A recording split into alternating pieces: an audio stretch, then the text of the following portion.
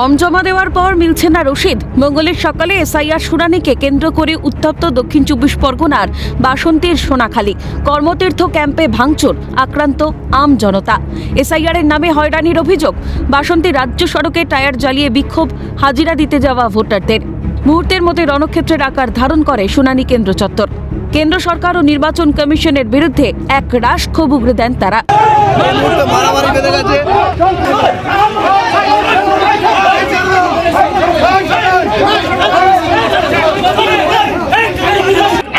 কাজ কিন্তু সম্পূর্ণ করবেন, কেউ বিশৃঙ্খলা করবেন না, আর অন্যের প্রয়োজনে পা দেবেন না।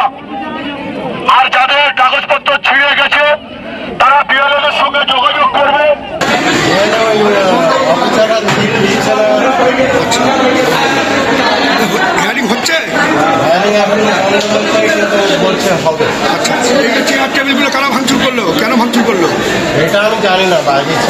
খবর পেয়ে ঘটনাস্থলে পৌঁছন বাসন্তী পঞ্চায়েত সমিতির সহ সভাপতি আতিয়ার রহমান মোল্লা, পূর্ত কর্মাধ্যক্ষ রাজা গাজী সহ অন্যান্য শাসক দলের নেতাকর্মীরা। কোর্ট বলছে, সুপ্রিম কোর্ট বলছে রিসিভ দিতে হবে। আমাদের আধিকারিকরা বলছে আমরা কোনো রিসিভ দেওয়ার কোনো আমরা অর্ডার পাইনি। এবার সেই জায়গা দাঁড়িয়ে শুরু হয়েছে ওখান থেকে, উত্তেজিত শুরু হয়েছে ওই জায়গাটা থেকে। তারপরে উত্তেজিত হওয়ার পরে আমরা যখন আসলাম, আমরা একটা প্রোগ্রামে ছিলাম, আমরা একটা উচ্চমাধ্যমিক স্কুলে একটা প্রোগ্রাম ছিল, সেখান থেকে শুনতে পেলাম যে আমাদের এখানে গন্ডগোল হচ্ছে। সবাই আসলাম, আসার পর সবাইকে ঠান্ডা করলাম এবং সেখানে আমাদের টায়ার জ্বলছিল, সেখানে আমরা জল দিয়ে সবাইকে পরিচয় করলাম। এমন সময় উত্তেজিত জনতা আমাদের কিছু মারামারি ধস্তাধস্তি হয়েছে। আমাদের আবার কাজ শুরু হয়ে গেছে। প্রচুর তো জনগণ, আর মানুষ তো হয়রানি, দেশ বিদেশ থেকে চলে এসছে, দেশ বিদেশে হয়ে গেছে একটা বিক্ষোভ। পরিস্থিতি নিয়ন্ত্রণে আনতে ও বিক্ষুব্ধ জনতাকে শান্ত করতে মাইকিং শুরু করেন পূর্ত কর্মাধ্যক্ষ রাজা গাজী।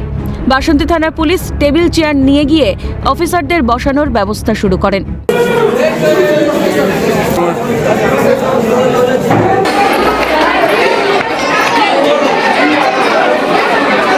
আমি পাঠাচ্ছি যাতে আমার এসআইআর হিয়ারিং এর সমস্ত কাগজপত্র গ্রহণ করা হয়, তার জন্য আবেদন করছি।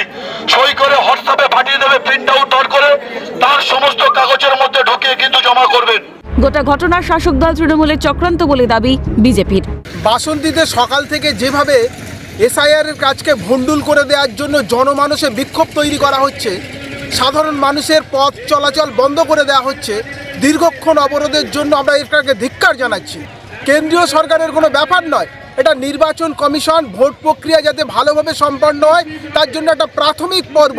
এই রকম একটা উত্তপ্ত পরিস্থিতি তৈরি করে তাদের কোনো রকম চক্রান্ত ফলপ্রসূ হবে না, হতে দেয়া হবে না। অন্যদিকে এসআইআরে হয়রানির অভিযোগে তুলকালাম উত্তর 24 পরগনার বারাসাত যশোর রোডের গেঞ্জি মিল এলাকা। অভিযোগ এলাকার 40% মানুষের ডাক পড়েছে শুনানিতে। মঙ্গলবার তারই প্রতিবাদ জানিয়ে পথে নামেন স্থানীয় ভোটাররা। অবরোধ করে রাস্তায় শুয়ে চলে প্রতিবাদ। আজকে যে এই হিয়ারিংয়ের নাম করে কেন্দ্রীয় সরকার আর নির্বাচন কমিশন সংগঠিত হয়ে আমাদের বিরুদ্ধে যেরকমভাবে হিয়ারিংয়ের জন্য মানুষকে ডাকছে, যে এটা সঠিক নয়, ঠিক আছে, তার বিরুদ্ধেই আজকে আমাদের রাস্তায় নামা। সাধারণ মানুষকে নিয়ে আজকে এই লড়াইটা রাস্তায় আমরা নেমেছি। এরপরেও যদি না মানা হয় আরও বৃহত্তর আন্দোলনে আমরা যাব।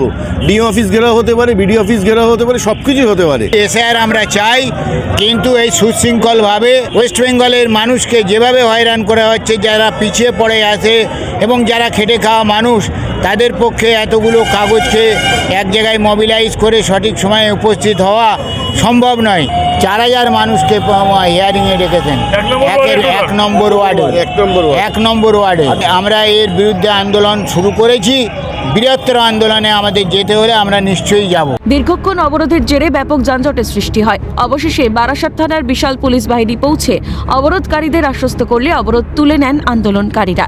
প্রশ্ন, এত কাঠখড় পুড়িয়ে শুনানিতে ডাক পড়া ভোটাররা কি পারবেন তাদের ভোটাধিকার রক্ষা করতে? কোন দিকে গড়াবে তাদের ভাগ্যের চাকা, সেটাই দেখার। হরিপদ মণ্ডল ও অপু শীলের রিপোর্ট, ক্যালকাটা নিউজ।